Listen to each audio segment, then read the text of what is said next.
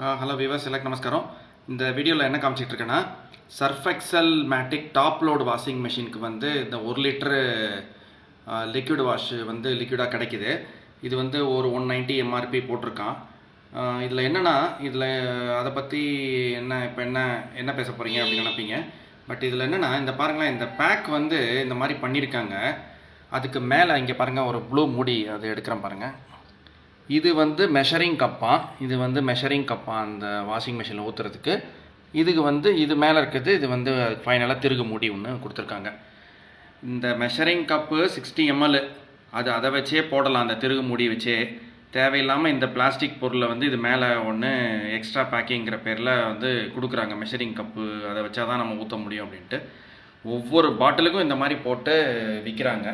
இதெல்லாம் வந்து அவாய்ட் பண்ணாவே நிறைய பிளாஸ்டிக் பொருள் வந்து தேவையில்லாமல் சர்க்குலேட் ஆகிறத தவிர்க்க முடியும். இப்போ நான் வந்து இதை எடுத்து இதை ஓப்பன் பண்ணி அதை அப்படியே அந்த ப்ளூ கலர் ரைட் சைடில் இருக்கிறத வாங்கி அப்படியே எடுத்து குப்பையில் தான் போட்டிருக்கேன். ஒரு நாள் அதை வச்சு மெஷர் பண்ணி போட்டதில்லை. மேபி ஒரு சிலர் பண்ணலாம் அந்த மெஷரிங் கப்பை வச்சு, பட் அது ஒன்றும் அவ்வளோ இம்பார்ட்டண்ட்டாக எனக்கு தோணலை. அதனால் ரேட்டும் கொஞ்சம் கம்மி பண்ணலாம். இந்த லெஃப்ட் சைடில் இருக்கக்கூடிய திருகு முடியை வச்சு நீட்டாக நம்ம அதை வச்சே மெஷர் பண்ணி போடலாம். இந்த மாதிரி மேனுஃபேக்சரர்ஸ் இந்த சின்ன சின்ன கரெக்ஷன் பண்ணால் நாட்டுக்கு நல்லது. மக்களே, நீங்கள் என்ன நினைக்கிறீங்கிறது கமெண்ட்டில் வந்து போடுங்க. தேங்க்யூ, பாய்.